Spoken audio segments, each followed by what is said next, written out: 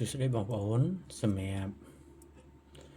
ធាតុផ្សំរបស់ GLA Moissanite បាទ GLA Moissanite ផ្សំឡើងពី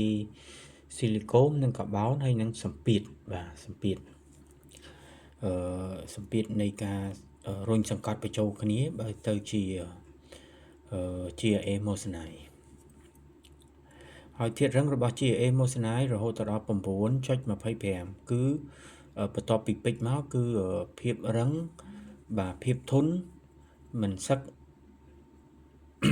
រិចរិលគឺ GLA Moissanite នេះហើយចំពោះពលឺរបស់វាបាទពលឺរបស់វាគឺចែងចាំងបានល្អបាទគឺចែងចាំងបានល្អយើងអាចប្រើជំនួសពេជ្របានដែលมันអាចមើលនឹងភ្នែកទទេបានទេបាទចំពោះ GLA Moissanite ណាបងប្អូនណាបាទអញ្ចឹងបងប្អូនដែលចាប់អារម្មណ៍ប្រើ GLA Moissanite បាទគឺសន្សំលុយបាទចំណេញលុយបាទគឺចំណេញលុយច្រើនបាទគឺយើងអាចប្រើ GLA Moissanite ជំនួសពេជ្របានដោយសារការកាត់ឆ្នៃពលឺបាទហើយ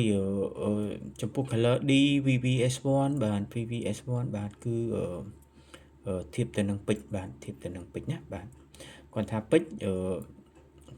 វាមាន2មានពេជ្រធម្មជាតិហើយនិងពេជ្របដោះបាទហើយលក្ខណៈពេជ្រធម្មជាតិហ្នឹងគឺវាកកើតឡើងមករាប់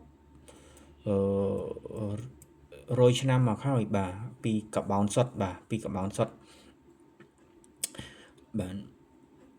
ហើយចំពោះពេជ្រធម្មពេជ្របដោះបាទគឺត្រូវបានគេបដោះនៅក្នុងមន្ទីរពិសោធន៍ដែលគេយកពេជ្រពេជ្រតូចហ្នឹងយកទៅឲ្យចិញ្ចឹមបាទចិញ្ចឹមវាឲ្យ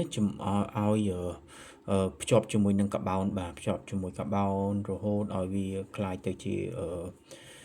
ពេជ្របាទពេជ្រធម្មជាតិហើយបានគេយកមកកាត់ឆ្នៃបាទកាត់ឆ្នៃគឺកកើតពីកំអែលពេជ្រនិងកាបូនបាទអាហ្នឹងចំពោះពេជ្រចិញ្ចឹមបាទចំពោះពេជ្រចិញ្ចឹម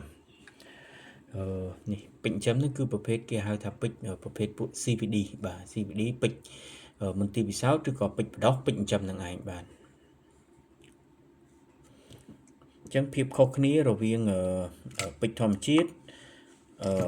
ឬក៏ពេជ្រមន្ទីរពិសោធន៍ឬក៏ពេជ្រចិញ្ចឹមជាមួយនឹង GLA Moissanite បាទគឺ GLA Moissanite គឺវាមានពលឺខ្លាំងជាងបាទពលឺចែងចាំងជាងពេជ្រប៉ុន្តែគាត់ថាភាពរឹងរបស់វាហ្នឹងគឺបន្ទាប់ពីពេជ្របាទគឺនៅចំណាត់ថ្នាក់លេខ2អញ្ចឹងបងប្អូនដែលចាប់អារម្មណ៍ប្រើ GLA Moissanite គឺ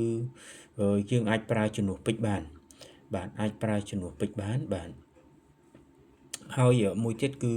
យើងចំណេញលុយបាទចំណេញលុយច្រើនបាទចំពោះ GLA Moissanite គឺប្រើទៅចំណេញលុយច្រើនបាទសំចៃបានច្រើនបាទអញ្ចឹងបងប្អូនអាចយកលុយទៅទិញទៅធ្វើការរកស៊ីឬក៏អីផ្សេងទៀត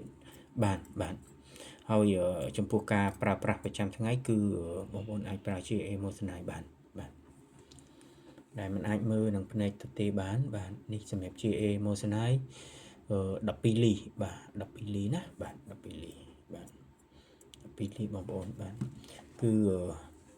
ចរណៃល្អមែនតើបាទចរណៃល្អមែនតើ color D VVS1 បាទ